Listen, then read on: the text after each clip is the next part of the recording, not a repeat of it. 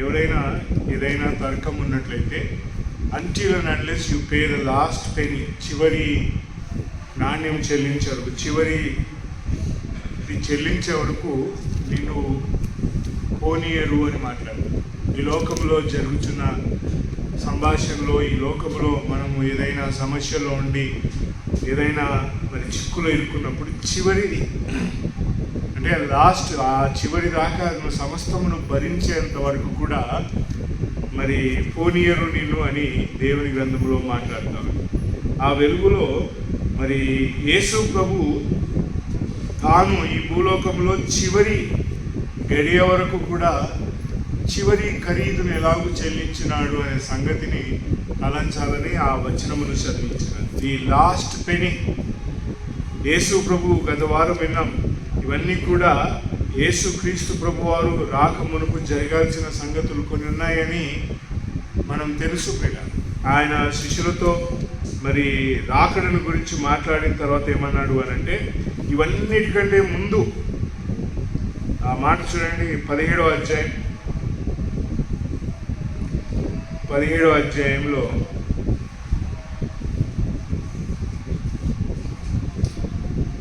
25వ వచనం చదువుతాం. లూకాసు వార్త 17వ అధ్యాయం 25వ వచనం, 24, 25 చదువుతాం. చదువు. ఆకాశం కింద ఒక దిక్కు నుండి మెరుపు వేసి ఆకాశం కింద మరి యొక్క దిక్కున ఎలా ప్రవేశించో అలాగే మనిషి కుమారుడు తన దేవుడు.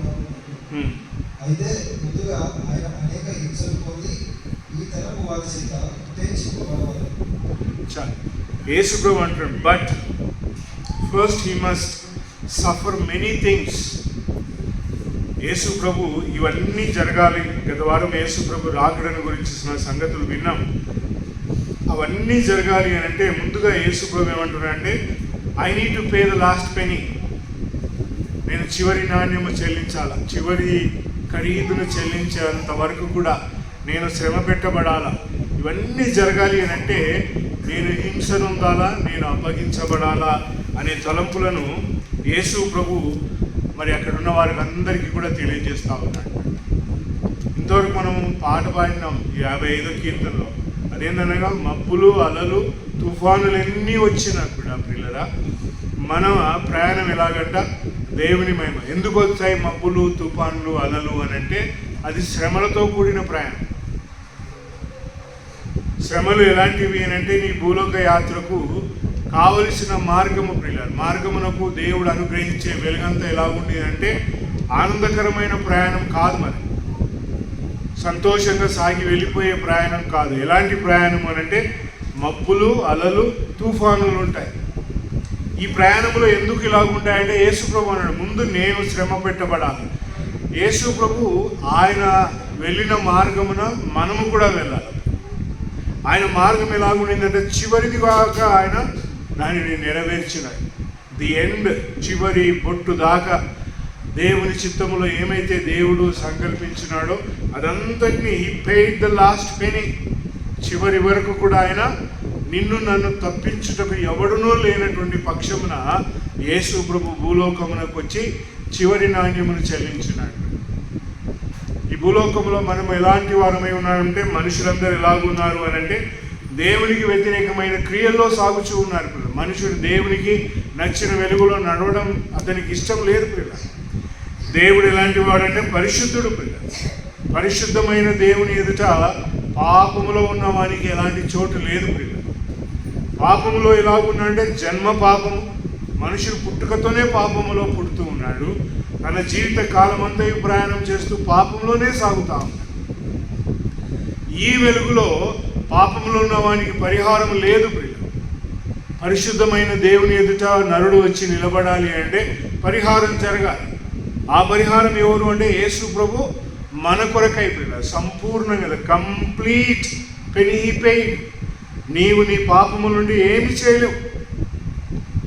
ఇప్పుడు కుంటివాడు కూర్చొని ఉంటాడు, ఎదుట ఒక మనిషి కాలిపోతున్నాడు అనుకో, ఆ కుంటివాడు ఏమైనా చేయగలడా? ఎదుటిన్నవాడు కాలిపోవాలి, ఇతడు దాన్ని చూస్తూ మౌనంగా ఉండిపోవాల్సిన నిస్సహాయ స్థితి ప్రియులారా. ఈ భూలోకంలో మనుషులందరి స్థితి ఎలాంటిదే. ఎదుటున్నవాడిని కాపాడాలి అని ప్రయత్నం చేస్తే ముందు మన పరిస్థితిని చూసుకుంటే ప్రియులారా, మనమందరము కూడా అదే పరిస్థితిలో ఉన్నాం. పాపము అనే భయంకరమైన పరిస్థితిలో ప్రతి మనుషుడు ఉన్నాడు కనుక ఆ పాపము నుండి బయటికి రావాలి అని అంటే పాపం లేనివాడే రావాలి. ఆయన ఎవరు అంటే యేసు ప్రభు అని. యేసు ప్రభు ఈ భూలోకమునకు మనందరినీ కూడా విడిపించడానికి వచ్చినాడు. పాపము నుండి మనల్ని అందరినీ కూడా తప్పించుటకు వచ్చినాడు. ఆ వెలుగులో యేసు ప్రభు ఏమంటున్నాడంటే, నా రాకడకు మునుపు ఈ సంగతులన్నీ జరగాల, నేను శ్రమ పెట్టబడాలా, చంపబడాలా, సమాధి చేయబడాలా, మూడో నాడు తిరిగి లేదు. యేసు ప్రభు శ్రమలు మన హృదయంలో, మన యొక్క భక్తి జీవితంలో మనకు కళ్ళకు వచ్చినట్టుగా ప్రతి దినం ఉంటే ప్రియులారా, మన ప్రయాణం ఎలా ఉంటుందంటే ఎంతో ఘనముగా ఉంటుంది. ఇక్కడికి వచ్చి మనము రొట్టె రసంలో పాల్గొంటాం. ఆ రొట్టె విరిచినప్పుడు ఏముంటుంది అని అంటే ఆయన శరీరం ఎలాగో విరువబడినదో, ఆయన ఎలాగో శ్రమ పడినాడో అది మనకు గుర్తు చేయడానికే ప్రియుల. ఎందుకు గుర్తు చేస్తున్నాం ఆదివారం అని అంటే, మన ఎదుట ఒక ప్రయాణం ఉంది, వారమంతా ప్రయాణం చేయాలి. ఆ ప్రయాణంలో యేసు ప్రభువును నమ్మిన మనము యేసు ప్రభు విరవబడినాడు అని గుర్తు చేసుకొని ప్రయాణం చేస్తున్నాం. ఆయన శ్రమల పాలైనాడు, చనిపోయినాడు, సమాధి చేయబడినాడు, ఈ లోకం ఆయనను తృణీకరించినది అనే వెలుగులో మనం ప్రయాణం చేస్తూ ఉన్నాం. మన ప్రయాణం ఎలాంటిదంటే శ్రమలతో కూడిన యేసు ప్రభును తృణీకరించినారు కనుక నన్ను కూడా ఈ భూలోకంలో నా ప్రయాణంలో తృణీకరిస్తారు. ఆ ప్రయాణం ఎలాంటిది, యేసు ప్రభు వెళ్ళిన ప్రయాణం ఎలాగుంది అని అంటే కొన్ని మాటలు మరి లూకాసు వార్త 22వ అధ్యాయంలో చూద్దాం. యేసు ప్రభు శ్రమలతో కూడిన ప్రయాణం, ఆయన ఎలాంటి ప్రయాణంలో ముందుకు వెళ్ళినాడు అని మాట్లాడితే యేసు ప్రభు 22వ అధ్యాయం లూకాసు వార్తలో అక్కడ ఒక మాట చెప్తాడు. 31వ వచనం, లూకాసు వార్త 22వ అధ్యాయం, ఈయన శ్రమలతో కూడిన మొదటి ప్రయాణంలో మొదటి పాట ఏం చెప్తున్నాడు? The Lord said to Simon, Simon, behold, Satan has demanded to have you, to sift you as wheat, but I have sought for thee. యేసు ప్రభు ప్రయాణంలో ఆయన మొట్టమొదటి మాట ఏం పలికినాడంటే, ఆయన అప్పగించబడు రాత్రి సీమోను అని మాట్లాడతాం. అతనికి మారు పేరు ఏముంది అంటే సీమోనికి పేతురు అని పేరు పెట్టబడింది. కానీ అతని మారు పేరును పక్కకు పెట్టి యేసు ప్రభు ఏం మాట్లాడుతున్నాడంటే సీమోను అంటారు. అంటే వాస్తవికమైన జీవిత లక్షణాలను గురించి మాట్లాడుతా ఉన్నాడు. What are you? సైమన్ అనగానే సైమన్ ఎలాంటి వాడు అంటే, బైబిల్ గ్రంథంలో పేతురు యొక్క చరిత్ర ఎలా ఉంది అని అంటే బైబిల్ చెప్తా ఉంది అందరూ పాపం చేసి. సీమోను కూడా అదే వెలుగులో ఉన్నాడు. అయితే ఇప్పుడు యేసు ప్రభు నందు విశ్వాసం ఉంచి నడుచుచున్న ఆయన ప్రయాణంలో యేసు ప్రభు శ్రమలు అనుభవింపక మునుపు యేసు ప్రభు ఏమంటున్నాడంటే, నిన్ను సైతానుడు జల్లి పట్టాలనుకున్నాడు. ఏం చేయాలన్నాడా? జల్లెడ. నీ కొరకై నేను ప్రార్థన. అంటే యేసు ప్రభువును వెంబడించాలి, ఆయన శ్రమలలో మనము సాగాలి. ఆయన శ్రమలలో మొదటిగా ఆయనకు ఎదురొచ్చింది ఏంటంటే, ఆయన ఎందు నమ్మకం ఉంచి ఆయనను వెంబడించుచున్న వాడిని సైతానుడు అడిగినాడంట. ఇది ఎప్పుడంటే ఇక యేసు ప్రభు ఇక లాస్ట్ పిల్లలు, ఆ రాత్రి తర్వాత ఆయన ఇంక ఎవరికి ప్రత్యక్షం కాలేదు. భూలోకంలో ఆయనను ఎవ్వరూ చూడలేదు. ఇక తన శిష్యులు తప్ప ప్రియుల ఈ లోక ప్రయాణంలో ఆ రాత్రి ఆయన చివరి గడియ. ఈ చివరి గడియ యేసు ప్రభు ఎలాంటి శ్రమల ప్రయాణంలో పోతావనంటే, ఇది నీ చివరి రాత్రి కదా, ఇక నువ్వు కనబడవు, నువ్వు చనిపోతావు, సమాధి చేయబడతావు, తిరిగి లేస్తావు, మహిమలోనికి వెళ్ళిపోతావు. భూలోకంలో నీ ప్రయాణం ఎవరికి తెలియదు, ఇంకా అందరూ చనిపోయినాడని అనుకుంటారు. అన్నప్పుడు సైతానుడు ఏమడిగానంటే, ఇక వీళ్ళున్నారు కదా, ఇప్పుడు నువ్వు ఎన్నుకున్నావు కదా 12 మందిని, 70 మందిని ఎన్నుకున్నావు, వాళ్ళందరూ ఇప్పుడు వాళ్ళ పరిస్థితి ఏందో చూడాలనుకుంటున్నాను. యేసు ప్రభు అంటాను, నీ కొరకు నేను ప్రార్థించాను. I prayed for you. అక్కడ ఏమంటాడు? డిమాండ్ చేసినాడని రాయబడింది. Satan has demanded you. వేడుకున్నాడని రాయబడాలి. నువ్వు పేతురు, సీమోనికి ఏం పేరు పెట్టినావు? పేతురు అని పేరు పెట్టినావు. ఆ పేతురుతో ఏం చెప్పినావు? అదిగో నా సంఘమును ఈ బండ మీద కడతాను. పేతురు నీవు బండ అని అన్నాడు. నువ్వు బండ అని ఆయన సంబోధించినావు కదా. నా ఈ శ్రమల ప్రయాణములో యేసు ప్రభు శ్రమించబడక మునుపు ఆ రాత్రి సైతానుడు అంటున్న మాట ఏంటంటే, నాకు సైమన్ కావాలి, పీటర్ కాదు. ఐ నీడ్ సైమన్, సిమియోన్ నాకు కావాలి. ఎందుకంటే జల్లి పట్టడానికి నీ కొరకై నేను వేడుకున్నా. అంటే యేసు ప్రభుతో ఏమంటా ఉన్నారంటే ఆయన చెప్తున్నాడు, ప్రభువా ఇదిగో నీతో నేను ఎక్కడికంట 23 వచ్చిన, Lord with thee I am ready to go both to prison and to death. నీతో పాటు చెరకైనా పోతా, నీతో పాటు మరణమునకైనా నేను రెడీ అంటే యేసు ప్రభు శ్రమ అనుభవించే ఆ గడియలలో ఎలాంటి శోధన, ఎలాంటి వేదనతో యేసు ప్రభు ఆరంభించినాడు చూడండి. యేసు ప్రభు అంటా ఉన్నాడు అక్కడ నెక్స్ట్ 34 వచ్చిన, he said, I tell thee Peter. Simon పోయింది, ఇప్పుడు ఏమొస్తామనట, పేతురు. పేతురు ఈ పదం ఎవరంట, యేసు ప్రభుని నమ్ముకున్న తర్వాత మార్పు వచ్చింది. అంతకు మునుపు ఆయన పేరు సైమోన్. యేసు ప్రభుని వెంబడించినాక ఆయన పేరు ఇప్పుడు నీ సీమోను పేతురు అనబడదు అని అన్నాడు. సువార్త చదివితే మనకు దొరుకుతుంది పిల్లలు. ఇప్పుడు యేసు ప్రభు ఏమంటాడు, పేతురు నీవు నన్ను ఎరగవు అని ముమ్మారు బొంకెదవు. నువ్వు అది బొంకెదాకు కూడా కోడి కూయవు. యేసు ప్రభు యొక్క శ్రమల ప్రయాణంలో మొదటి బాట ఎవరంటే, యేసు ప్రభు ఎవరినైతే ప్రియముగా ఎంచుకొని ఆయన ద్వారా గొప్ప పరిచర్య జరిగించాలనుకున్నాడో, ద ఫౌండేషన్ ఇట్ సెల్ఫ్, ఆయన శ్రమ పెట్టబడబోతా ఉన్నాడు. ఇక ఎవరికి అప్పగించబోతా ఉన్నారంటే, ప్రధాన యాజకులు, అర్చకులు, లోక ప్రజలు, హెరోదు, నియంత, వీరందరి దగ్గరికి వెళ్ళబోతా ఉంటే, ఏం పర్వాలేదు, నేను మరలా వచ్చిన తర్వాత నా వాళ్ళందరూ నా కోసం ఎదురు చూస్తుంటారు, ఏం భయపడకండి, 3 నెలలే జైలుకి పోయేది, మళ్ళీ నేను తిరిగి వస్తానని చెప్పి ధైర్యంగా బయట చెప్పిపోతారు కదా. చేసినవాడు, క్రైమ్ చేసినవాడు, దొరికినవాడు, శిక్షను అనుభవించడానికి వెళ్ళి చెప్పేవాడు. యేసు ప్రభు కూడా ఎలాంటి మార్గంలో వెళ్తున్నాడు అంటే, శ్రమ పెట్టబడిపోయే మార్గంలో మొదటి భాగం ఎక్కడ వచ్చిందంటే, ఆయనను వెంబడిస్తున్న వారిని నువ్వు ఎవరో తెలియదు అనే స్టేట్మెంట్ బయలుదేరబోతాం. థింక్ ఆఫ్ యేసు ప్రభు యొక్క ప్రయాణంలో ఆ మాటలు ఎలాంటి కఠినమైన వ్యవస్థను తీసుకొస్తాయి.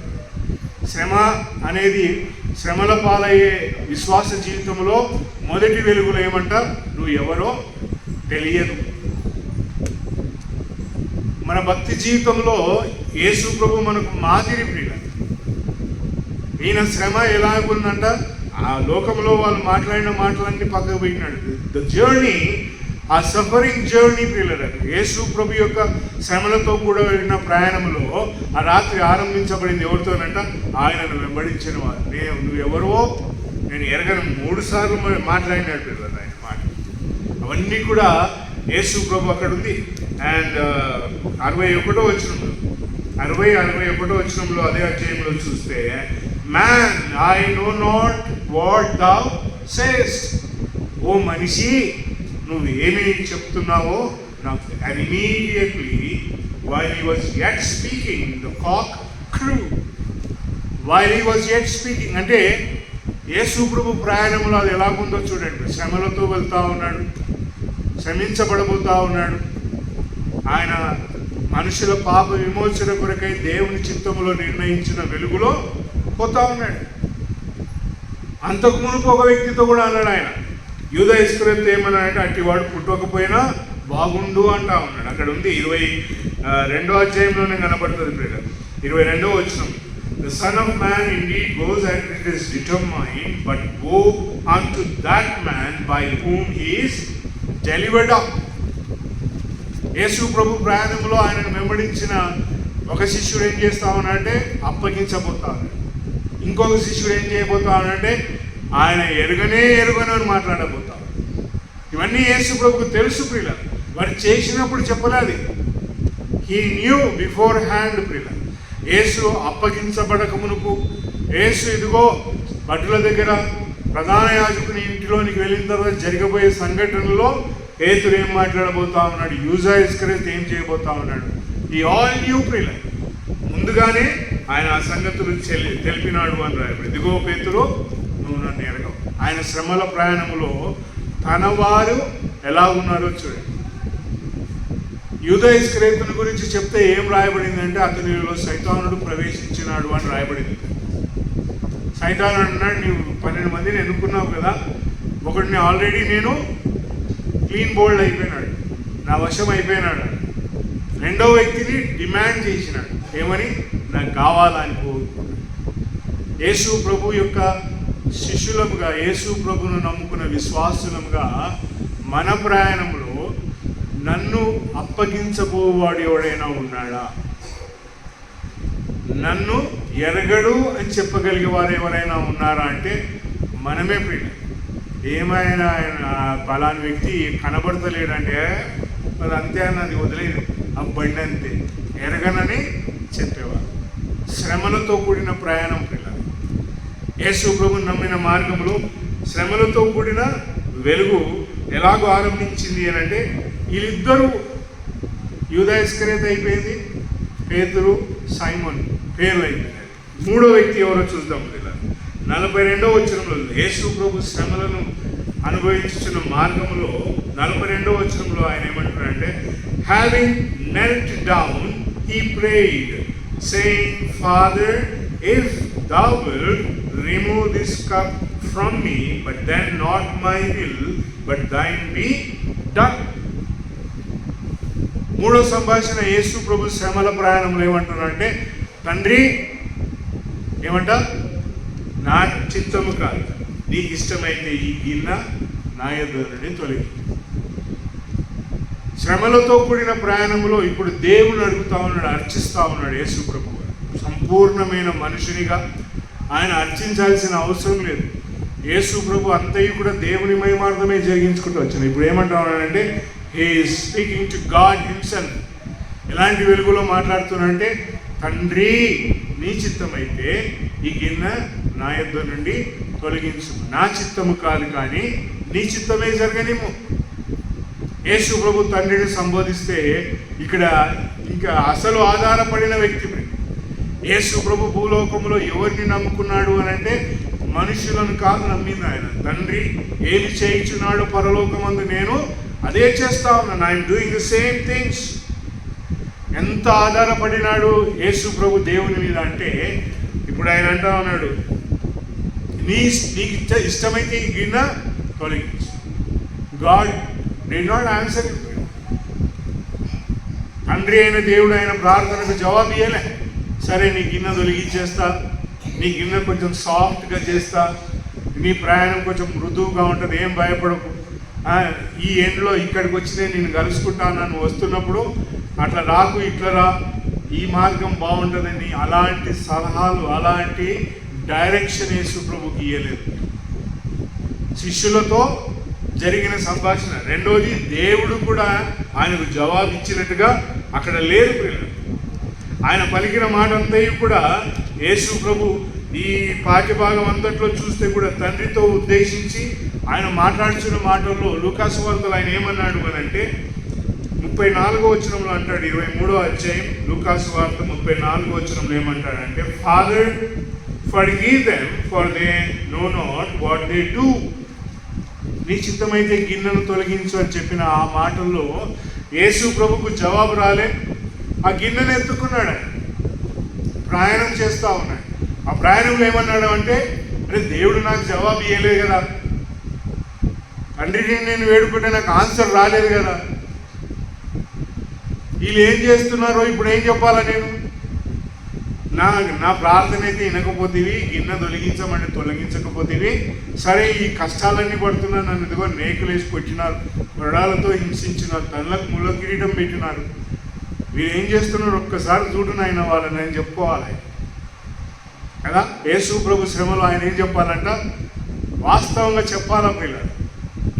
ఏ తప్పు ఎరగని వాడు, ఏ పాపము చేయని వాడు, ఏ దోషం ఎరగని వాడు యేసు ప్రభు తండ్రి దగ్గర ఏమన్నానంట, వీళ్ళని చూసుకొని ఆయన ఒకసారి చూడు, నా మీద ఎన్ని నిందలు, ఎన్ని బాధలు, ఎన్ని అవమానాలు, నేరాలు మోపుతా ఉన్నారు, తండ్రి వీరేమి చేయించున్నారో. What a journey was that. ఆయన ప్రయాణం ఎంత శ్రమలతో కూడిన ఆయన ప్రయాణంలో శిష్యులు తోడులేదు, తండ్రిని ప్రార్థిస్తే తండ్రి జవాబు ఇవ్వలేదు. How his journey was. అక్కడి నుంచి ఆయన ఎక్కడికి పోయినాడు 22వ అధ్యాయంలోనే చూద్దాం. యేసు ప్రభు శ్రమలతో కూడిన మార్గంలో తండ్రి ఆయనకు జవాబు ఇవ్వలేదు. సరే, 44వ వచనంలో చదువుదాం. అండ్ హిస్ స్వెట్ యాజ్ 44వ వచనం. And being in conflict he prayed more intently. ఏమంట? ఇంకా తీవ్రంగా ప్రార్థిస్తూ ఉన్నాడు ఆయన. తండ్రి నీ చిత్తమైతే గిన్నెను తొలగించమన్నాడు. జవాబు రాకపోతే ఏం చేస్తామంటే, and being in conflict he prayed more intently and his sweat became as great drops of blood. ఎంత తీవ్రతకు గురి అయినాడు అంటే యేసు ప్రభు, ఆయన చెమటలో రక్తంగా మారింది. ముక్కులో నుంచి రక్తం వస్తేనే ఒరే పరిగెత్తురా నాయన అని తీసుకొని నెత్తి మీద నీళ్ళు పోయి అజ్జే అని ప్రాకులాడుతాం. యేసు ప్రభు ఎంత తీవ్రతతో ప్రార్థన చేసినాడు ఆయన శ్రమలతో కూడిన ప్రయాణం. దట్ హిస్ స్వెట్, ఆయన చెమట కూడా ఏమైపోయిందంట? రక్తంగా మారింది. జవాబు వచ్చిందా? ఏ జవాబు రాలేదు పిల్లలు. దావీదు పోయి ప్రార్థన చేసినాడు, ఉపవాసం ఉన్నాడు. ప్రభువా నా కొడుకును కాపాడు, నేను తప్పు చేసినా, నేను వలన పొరపాటు జరిగింది, అయినా కూడా కాపాడు అని అంటే నో జవాబు. యేసు ప్రభు ఏమైనా పొరపాటు చేసినట్టు లేదు పిల్లలు.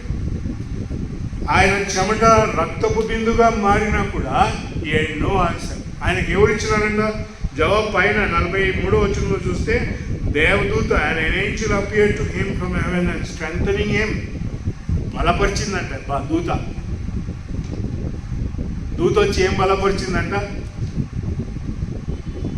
బైబిల్ గ్రంథంలో చాలా మంది దూతలతో ప్రశ్నలు వేసినారు. ఏమని ప్రశ్న వేసినారు అని అంటే, గిద్యోను అన్నాడు, ఇక ఈ ప్రదేశం అంతట్లోనే మంచు కురిస్తేనే నేను నమ్ముతానన్నాడు. జరిగింది. దేవదూతలు వచ్చి మరియతో మాట్లాడినారు. ఏమన్నారంటే, నీ పుట్టబోయే కుమారుడు పరిశుద్ధుడయ్యానన్నాడు. దేవదూతలు వచ్చి జక్కయ్యతో అన్నాడు, నువ్వు ప్రార్థించిన నీ ప్రార్థన వినబడింది, నీ భార్య గర్భవతి అవుతుంది అని అంటే, అలాగా అది సాధ్యమా అనగానే మౌని అయిపోయినాడు. దేవదూతలు వచ్చి ఏం చెప్పినారంటే, గొల్లలకు పశువులను కాసుకొచ్చున్న వారికి మీకు ఒక శుభవార్త అని అన్నారు. బట్ హియర్ ఏం జరుగుతూ ఉందంటే, యేసు ప్రభు శ్రమలతో కూడిన మార్గంలో దేవదూత వచ్చి ఏమని చేస్తూ ఉందంటే, తెలుగులో చదవన్న ఏముందా పదం? దేవదూత 43వ వచనంలో 22వ అధ్యాయం లూకాసు వార్త 43వ వచనం ఏం చెప్తా ఉంది? అప్పుడు పరలోకం నుండి ఒక దూత ఆయనకు కనబడి బలపరిచాడు. పో బిడ్డ, ఏం కాదు, నిన్ను కొడతారు, నిన్ను హింసిస్తారు, నీ ముఖం మీద ఉంచుతారు, తలకు ముళ్ళ కిరీటం పెట్టినారు. ఇక వీళ్ళందరినీ 3 సంవత్సరాలు వేసి తిరిగినావు కదా, ఇందులో ఈయన ఒకడు నేను ఎరగనన్నాడు. ఇంకొకడు డబ్బులు తీసుకొని పోయి ఊరేసుకుంటాడు. ఇంకా 10 మంది మిగిలినారు. అందరు పారిపోతారు. ఎవడు ఉండడు. ఆయన కూడా ఏం చేసినట, ఓ కత్తి పెడతారు, నీ పక్కకు బొల్లెంతో పొడుస్తారు, నిన్ను చంపుతారు అని ఏం చెప్పిందంట? బలపరిచింది. మా దేవదూత వచ్చి నువ్వు సావుపో, నిన్ను చంపుతారు అని బలపరుస్తుందంటే నిజంగా నేనైతే పోలేనేమో. అంత శక్తి బలం నాకు లేదు. దావీదును గురించి రాయబడింది 2వ సమూయేలు గ్రంథంలో ఏమంట? దేవుడు అన్నాడు, నీకు 3 నీ ఎదుట పెట్టినాను. దావీదు యుద్ధమును చేయించి ఆయన తిరిగి వచ్చేసరికి పిల్లలు, భార్యలు, తన ఇంటి వారందరినీ కూడా, ఆయనతో యుద్ధానికి వెళ్ళిన వారందరినీ కూడా తీసుకొని శత్రువు పారిపోతాడు. వీరు యుద్ధం చేయించి ఆనందంతో వచ్చినారు. భార్య పిల్లలతో అందరితో పంచుకుందాం, తెచ్చిన దోపిడి సొమ్మను అంతటినీ కూడా ఇద్దాం అనుకుంటే అక్కడ ఎవ్వడు లేరు.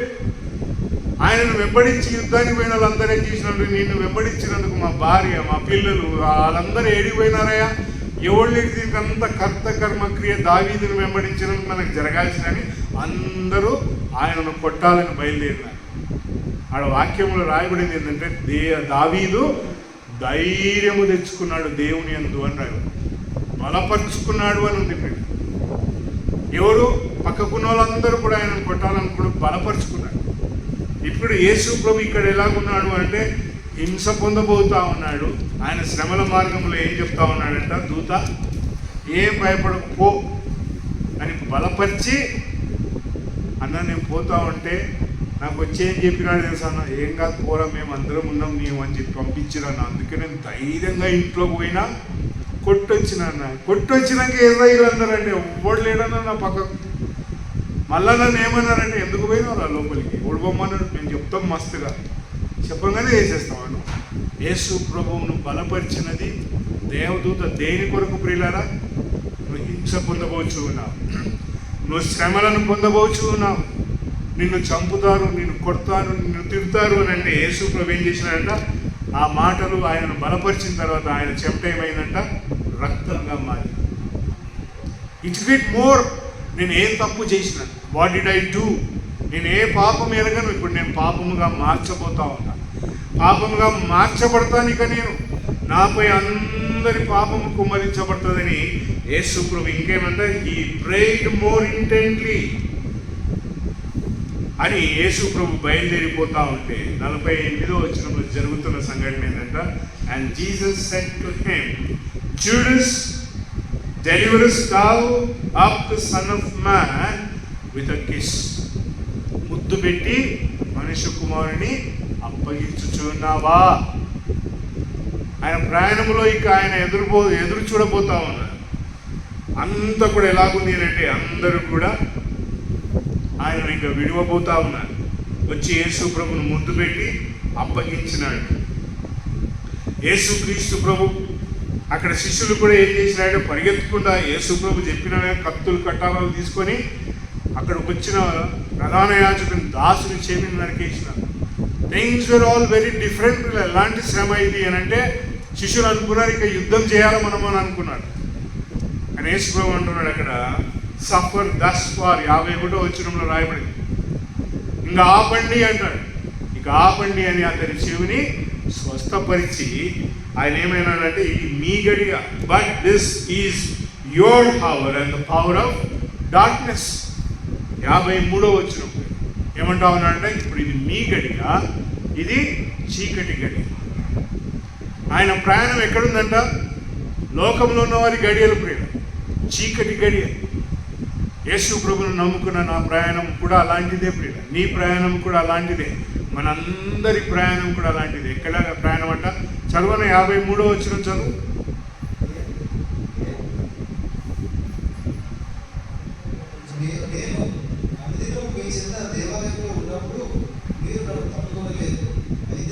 అయితే ఇది మీ గడియ, అంధకార సంబంధమైన. ఇది ఎలాంటి గడియ అంటే అంధకారం. ఎంత వెళ్ళి యేసు ప్రభుని గురించి చెప్పువాడు అంధకారం వదిలిపెట్టాడు. ఎందుకంటే వారి గడియ, ఈ లోకంలో ఉన్న ప్రజలందరూ ఎలా ఉన్నారంటే అంధకారంలో ఉన్నారు. వారి గడియలు ఇవన్నీ కూడా. నీ గడియ నా గడియ కాదు. శ్రమలతో కూడిన ప్రయాణంలో ఇది నీ గడియ అనుకుంటే పొరపాటు. It is not your time yet. Yesu ప్రభు అంటున్నాడు ఇప్పుడు ఇది చీకటి, ఇది మీ గడియ. నీ గడియలో లోకమంతయు నీకు వ్యతిరేకంగా నడుచుతున్న ఆ గడియలో నవ్ యువర్ జర్నీ బిగిన్స్. మీ వారు ఎప్పుడో వదిలేసినారు, యేసు ప్రభు నమ్మిన వారు ఎప్పుడో వదిలేసినారు. ఇప్పుడు ఆయనను ఎలాంటి గడియలో ఉన్నారు అని అంటే పేతురు వచ్చి అన్నాడు, ఆయన man I know not what thou sayest. నువ్వు ఏమి చెప్తున్నావో నాకు తెలియదు అని 60వ వచనంలో ఆయన ప్రయాణం ఆరంభమైంది. శ్రమలతో కూడిన ప్రయాణంలో యేసు ప్రభు యొక్క ప్రయాణంలో నువ్వు ఏమి మాట్లాడుతున్నావో నాకు తెలియదు అని యేసు ప్రభును ఆయన వెంబడించిన వారు మాట్లాడారు. తర్వాత జరిగింది ఏంటంటే 63వ వచనంలో, and the man who held him mocked him. యేసు ప్రభుని ఎలాగంటే ఎగతాళి చేసినారు. శ్రమలతో కూడిన ప్రయాణంలో ఏముంటుందంటే ఎగతాళి ఉంటుంది. నువ్వు ప్రార్థనకు వస్తే ఎగతాళి చేస్తారు. నువ్వు ఏడన్నా నీ చుట్టాల మధ్య వెళ్ళి దేవుని గురించి మాట్లాడితే ఎగతాళి చేస్తారు. నువ్వు ఎక్కడన్నా వెళ్ళి యేసు ప్రభుని గురించి చెప్పి నీ స్నేహితుల మధ్య మాట్లాడితే ఎగతాళి చేస్తారు. ఎందుకు చేస్తారంటే యేసు ప్రభుని ఎగతాళితే మాక్ హిమ్ అని రాయను.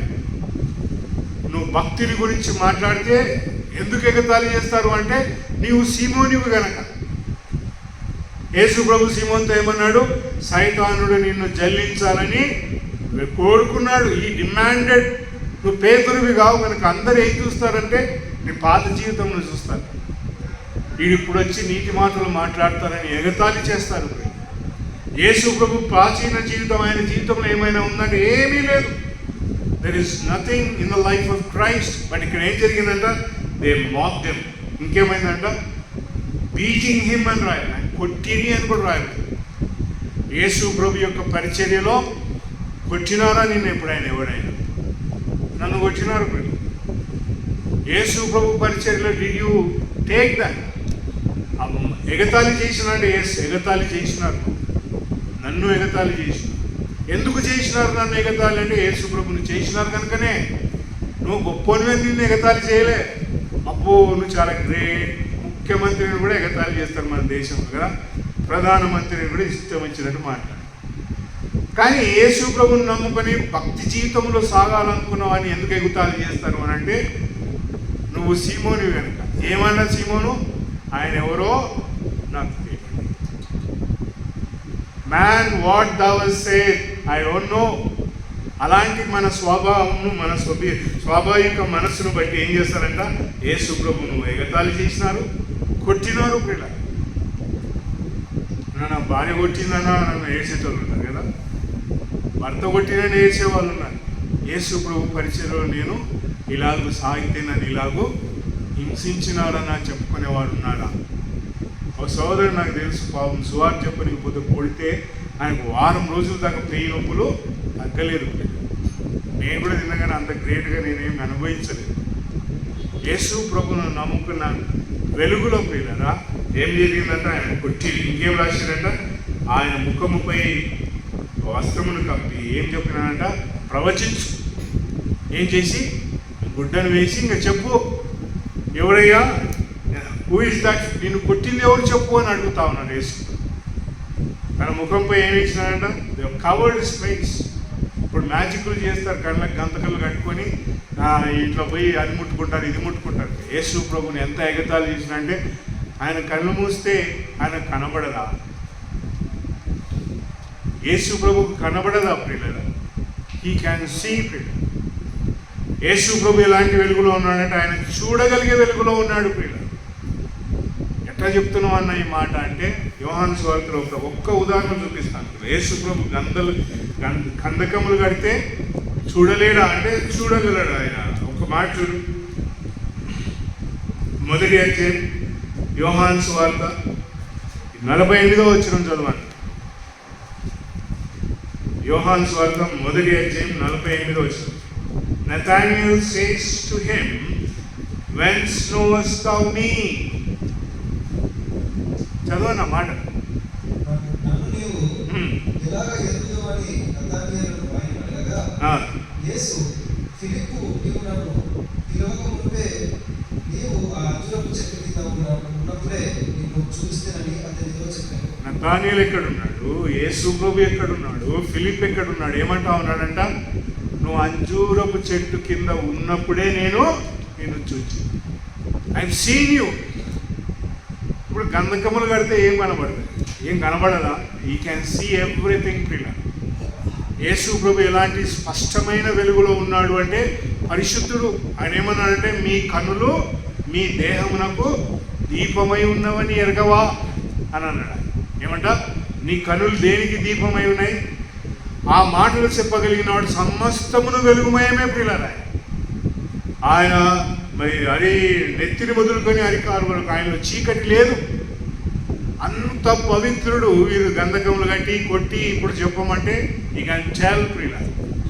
కానీ యేసు ప్రభు భరించినాడు శ్రమ ఆయనది.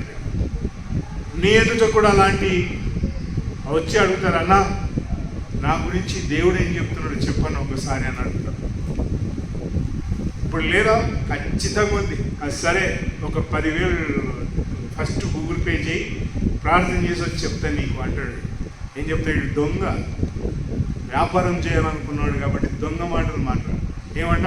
10,000 పంపించాను ఫస్ట్, రేపు సాయంత్రం రాపో నేను ప్రార్థన చేసి చెప్తాను దేవుడు నీ గురించి ఏం చెప్పాడు. దేవుడు వాడు మోసగాడు. దేవుడు ఏం చెప్తాడంట, నతానియేలు దగ్గరికి రాగానే ఇదిగో ఏ కపటము లేనివాడు అని అన్నాడు. నతానియేలు చూడగానే నేను మళ్ళీ పోయి అడిగి వచ్చి చెప్తాను అన్నాడు. మోషే అన్నాడు ఆ మాట, అయ్యా ఈడు సబ్బాత్ దినమున పోయి కట్టెలు ఏర్కొచ్చుకుంటున్నాడు అయ్యా వంట వండడానికి, నేనేం చేయాలంటే ఉండరు నేను దేవుని అడిగేసి వస్తాను పోయినాడు. అయ్యా మేము ప్రయాణంలో ఉంటేమి ఇదిగో పస్కా పండుగను ఆచరించలేకపోయినా ఏం చేయాలంటే ఉండడు దేవుని అడిగేసి వస్తా, ఏం చెప్తాడో దేవుడు. అయ్యా ఈడు సబ్బాత్ దినమున కట్టెలంటే రాళ్ళతో కొట్టి చంపండి వాణి అని అన్నాడు. మరి ఇదిగో వీళ్ళు ప్రయాణంలో ఉన్నారంట, ప్రయాణంలో ఉండి పస్కాను ఆచరించలేదంట, మరి ఏం చేయాలంటే దేవుడు అన్నాడు 2వ వారం చేయండి అని అన్నాడు అని.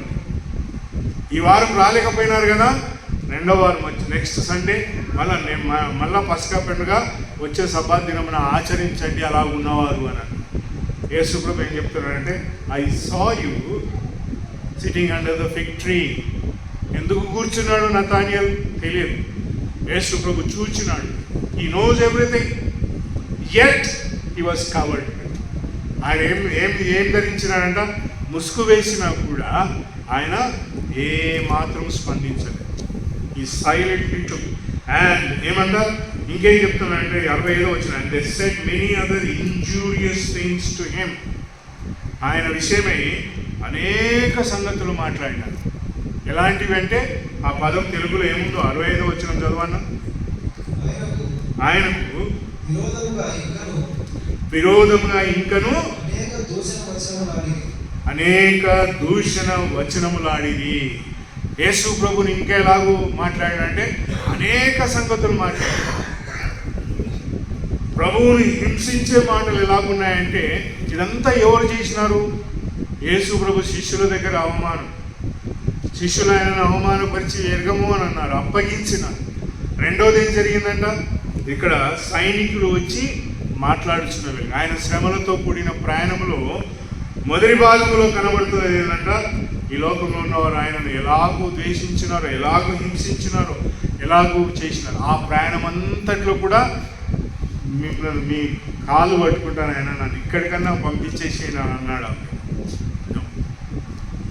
నీ ప్రయాణంలో ఈ లోకంలో నీకు ఇలాంటివి జరిగితే, ఇది లోకంలో జరుగుతున్న క్రియలు ప్రియులు, నువ్వేమంటావంటే సరే ఓకే బ్రదర్, వచ్చే సండే నుంచి ప్రేయర్ ఓన్, నేను వచ్చే వారం నుంచి నేను మానుకుంటా అని చెప్తాం. యేసు ప్రభు యొక్క శ్రమలతో కూడిన ప్రయాణంలో ఆయన అదిగో శిష్యులతో అన్నాడు, మీరు నన్ను ఎరగనంటారు అని అన్నాడు. తండ్రి దగ్గరికి పోయి కోరుకున్నాడు, అయ్యా నీకు ఇష్టమైతే ఈ కొండ పోనీ అని అన్నాడు.